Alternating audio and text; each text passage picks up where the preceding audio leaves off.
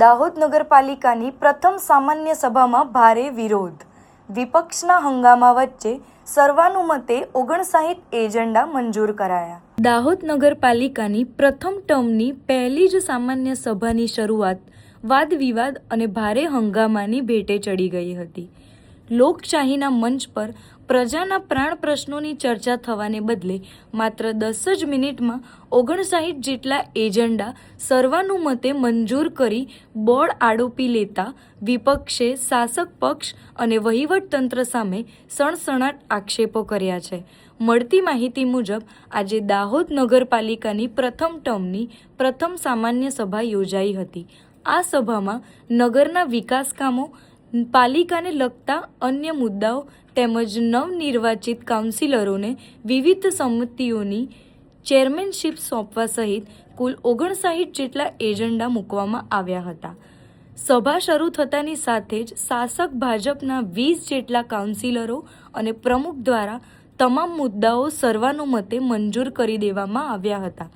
વિપક્ષનો આરોપ છે કે માત્ર પોતાના જ કાઉન્સિલરોને ચેરમેન પદો વહેંચવા માટે જ આ સભા યોજવામાં આવી હતી અને પ્રજાના કોઈ જ પ્રશ્નને ચર્ચા કરવા દીધી ન હતી. વિરોધ પક્ષના નેતા, ઉપનેતા અને કોંગ્રેસના કાઉન્સિલરોએ બોર્ડની કામગીરી વખતે સખત શબ્દોમાં વખોડી કાઢતા ગંભીર આરોપો લગાવ્યા હતા કે દાહોદ શહેરમાં આજે પણ 4 થી 5 દિવસે માંડ પીવાનું પાણી મળે છે. અમૃત 2.0 યોજના પાછળ કરોડો રૂપિયા ખર્ચાયા છતાં અનેક વોર્ડના લોકો પાણી માટે તરસતા રહે છે. શહેરમાં રખડતા પશુઓ, આખલાઓ, હડકાયા કૂતરાઓના ત્રાસ અને બિસ્માર રોડ રસ્તાઓથી પ્રજા ત્રાહિમામ છે. અગાઉના બોર્ડમાં જે વોર્ડના રસ્તાઓ મંજૂર થઈ ચૂક્યા હતા તેના ઠરાવો નામંજૂરી કરી તેમાં ફેરફારો કરી નવી ટર્મમાં મૂકી દેવામાં આવ્યા છે.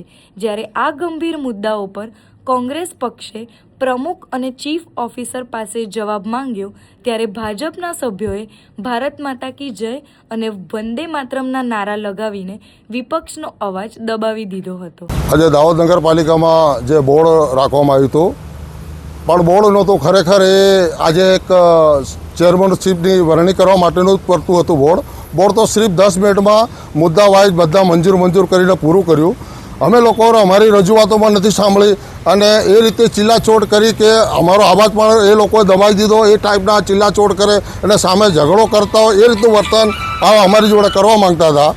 અમે લોકોએ સીઓ સાહેબને બહુ આગ્રહ કર્યો કે ભાઈ અમારી રજૂઆતો સાંભળો.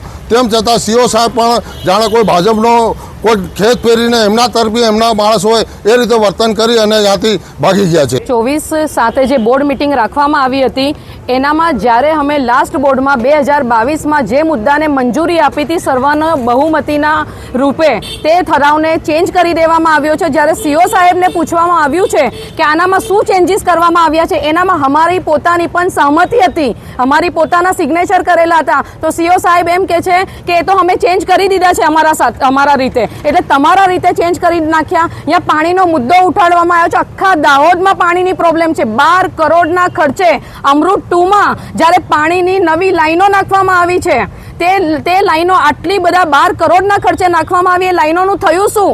કોઈને પાણી તો મળી જ નથી રહ્યું. પહેલાં તો 2 દિવસે પાણી આવતું હતું, હવે તો 5 દિવસે બી થઈ ગયું ને 6 દિવસે બી પાણી થઈ ગયું ને કોઈ ઉપરના વિસ્તારોમાં પાણી આવતું નથી. જ્યારે નવી લાઈન નાખવામાં આવી ત્યારે કહેવામાં આવ્યું હતું કે ઘરે ઘરે પાણી આપીશું. એ એમના ખાલી વાયદા હતા, ખાલી સરકારના પૈસાનો ધુમાડો કરી રહ્યા છે. આ રોડની માંગણી કરી હતી 200 કરોડના ખર્ચે રોડોની મંજૂરી આપેલી છે જે હજુ સુધી કોઈ જ કામ કરવામાં આવ્યું નથી. એ શહેરમાં તૂટેલા રસ્તાઓ, રખડતા ઢોર કે કોઈ બી જાતના એમના પાસે કોઈ જવાબ નથી. આજે બી અંડરગ્રાઉન્ડ ગટર ઘણી બાજુ ખુલ્લી પડી છે જે હજુ સુધી પણ એને બંધ કરવામાં નથી આવી. એનો સાહેબને પૂછવામાં આવે છે તો ટેન્ડરિંગ કરવામાં આવશે, પછી એ પ્રક્રિયામાં લેવામાં આવશે. સ્માર્ટ સિટીએ જે આટલા કરોડોના ખર્ચે સાઇન બોર્ડ બનાવેલા હતા એ રાતોરાત તૂટી ગયા છે. નગરપાલિકાની સામાન્ય સભા હતી જે ખૂબ શરમજનક રીતે ભરાઈ. આખું દાહોદ જોઈ રહ્યું છે. દાહોદના નગરજનોના હિતમાં આ જે ઠરાવ અને એજન્ડા છે એનો કોઈ પણ પ્રશ્નની ચર્ચા કરવામાં નથી આવી.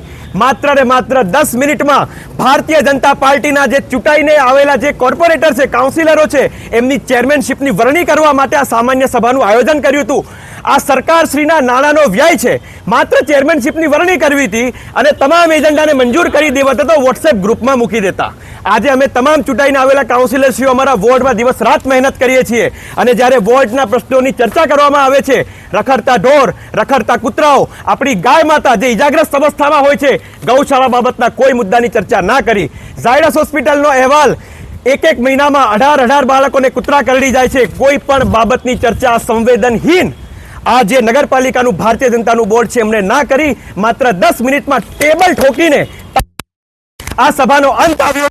દાહોદના લોકો આ વસ્તુ જોઈ રહ્યા છો અને તમામ ભારતીય જનતા પાર્ટીના આવેલા કાઉન્સિલરો અને ખાસ નગરપાલિકાના ચીફ ઓફિસર અને જે નગરપાલિકાના પ્રમુખ સાહેબ છે, મેડમ પ્રેસિડેન્ટ છે, એમને પ્રશ્ન કરવાનો કે આપની આત્માને આ પ્રશ્ન પૂછજો કે આજ રોજ આ સામાન્ય સભામાં દાહોદના જે લોકો છે, નગરના લોકો છે, એમના હિતના કેટલા કામ કર્યા.